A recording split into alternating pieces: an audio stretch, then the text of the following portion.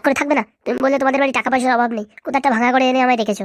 আর বলো না, বাড়িতে মা বাবাকে মানিয়ে তারপর তোমার নিয়ে যাবো, ঠিক আছে? সে তো বুঝলাম, কতদিন এইভাবে থাকবো? আরে বাবা, এটা আমাদের বাগান বাড়ি, মা বাবাকে একটু জানিয়ে তারপরে তোমাকে নিয়ে যাবো, ঠিক আছে? কবে করবে গো? আমি এইভাবে থাকতে পারছি না, একটা খাট পর্যন্ত নেই এখানে। 2-4 দিন অ্যাডজাস্ট করো, তারপরেই নিয়ে যাবো। বলছি কি, কিছু ভালো মন্দ কিনে নিয়ে এসো খাওয়ার জন্য, না খেয়ে খেয়ে হাত পা কেমন শুকিয়ে গেছে। একটু বিরিয়ানি, একটু চিকেন মোমো এসব নিয়ে আসো না গো। বলছি কি, টাকা পয়সা এখন শর্ট গো, বাড়ির থেকে জেনে গেছে হালকা পাতলা ভাবে, বাড়িও যেতে পারছি না, টাকা পয়সা আনতেও পারছি না। কেন, তোমার এটিএমে টাকা নেই? না গো, এটিএম আমার বাড়ি থেকে ব্লক করে দিয়েছে, বাড়ির থেকে ব্যাপারটা বিশাল সিরিয়াস ভাবে নিয়েছে। তাহলে এখন কি হবে? আর বলো না, আমার গলায় একটা চেন ছিল, সেটাও বাড়ি রেখে আসি, সেটা থাকলেও বিক্রি করে অনেক টাকা আসতো, মোটামুটি মাসখানেক চলে যেত। ও বাবা, আমার চেন তো হাগুর বাড়ি হয়ে গেছে। তাহলে এক কাজ করলেই হয়, হাগুর বাড়ি থেকে নিয়ে আসলেই হয়। দাঁড়াও, আমার একটু ভাবতে দাও, একটু মাথায় একটু বুদ্ধি আনতে দাও। হ্যাঁ হ্যাঁ, ঠিক আছে, ভালো একটা আইডিয়া আছে। কি আইডিয়া শুনি, সোনা পাখি? দেখো, হাগুর বাড়ি আমার একটা চেন আছে, চেনটা এনে বিক্রি করলে আমাদের কিছুদিন ভালোভাবে চলে যাবে, আরামসে খাওয়া দাওয়া করে চলে যাবে।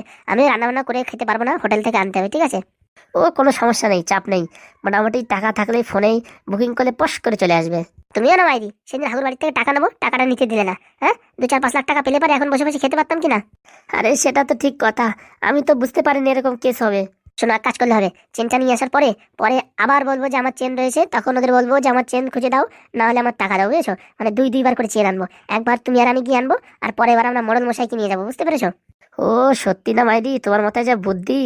তাহলে আজকেই চলো, এই চুপি চাপে চলে যাই সকাল সকালে, তারপরে চেনটা নিয়ে এসে তারপরে কালকে আবার মোড়ল মশাইকে নিয়ে যাবো, বলবো ওদের বাড়ি আমাদের চেন আছে, বুঝেছো? যে চেন দিতে পারবে না তখন টাকা দিতে হবে।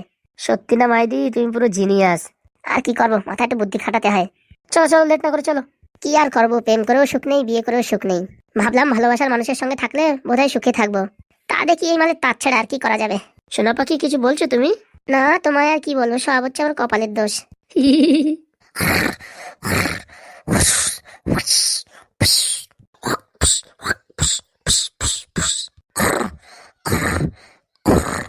এই হাগু, কত ঘুমাবি, যাবি না কাজে? আর একটু ঘুমাই, তারপরে যাব।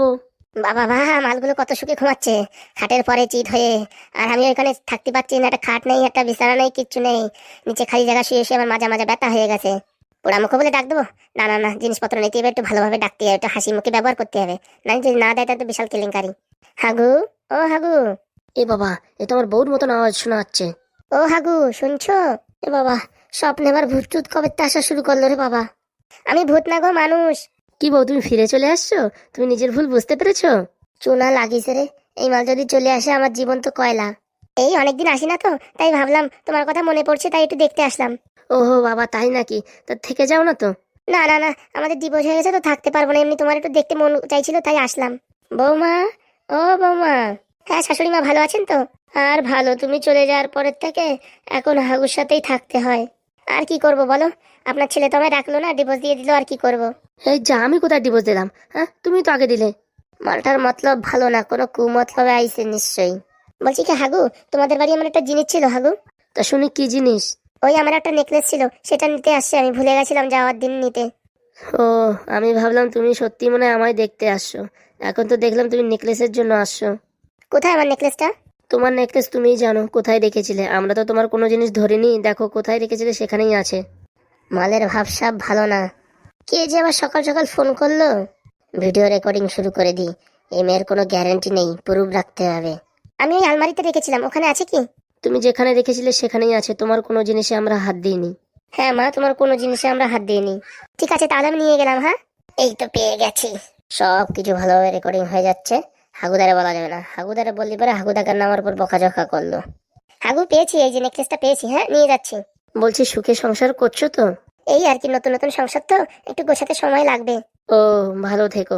হ্যাঁ হ্যাঁ, ঠিক আছে হাগু, আসি। যা রে যা, তুই তাড়াতাড়ি যা, তুই থাকলে আমার জীবনে পুরো একদম কয়লা, কেরোসিন, আলকাতরা, ফিনাইল, ন্যাপথলিন। আসি কাকিমা তাহলে। ও বাবা, তুমি আমায় কাকিমা বলছো? এখন তো আমাদের কোনো সম্পর্ক নেই, তাই কাকিমাই বললাম। তুমিও মা ভালো পারো, সত্যি।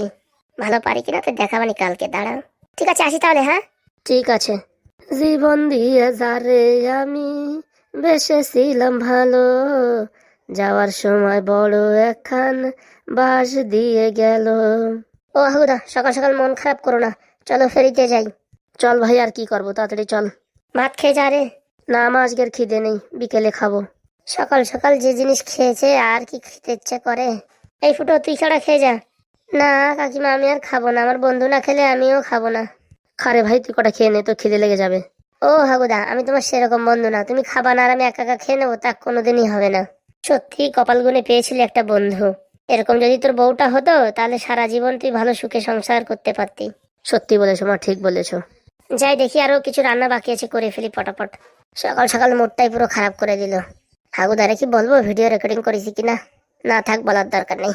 বললি পারে শুধু শুধু মন খারাপ, আরো মন খারাপ হয়ে যাবে না। থাক, আমার কাছে প্রমাণ হিসাবে থাক, পরে যদি কোনো সমস্যা হয় তখন দেখানো যাবে। সোনা পাখি বউ তাড়াতাড়ি দাও দেখি, গয়নাটা বিক্রি করে টাকা নিয়ে আসি।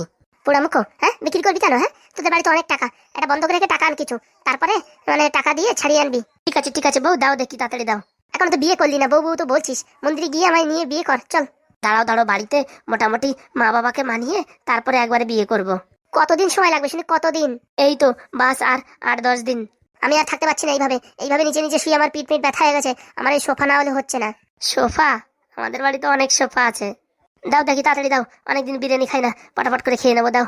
তাই তো পারবি, কোনো তো মুরদ নেই টাকা ইনকাম করে যে এতদিন এটিএমে রাখতিস, উঠাই খাতিস, তার কোনো ঠিক ঠিকানা নেই। এখন আমার এই গয়না বন্ধক থেকে টাকা আনে বিরিয়ানি খাবি।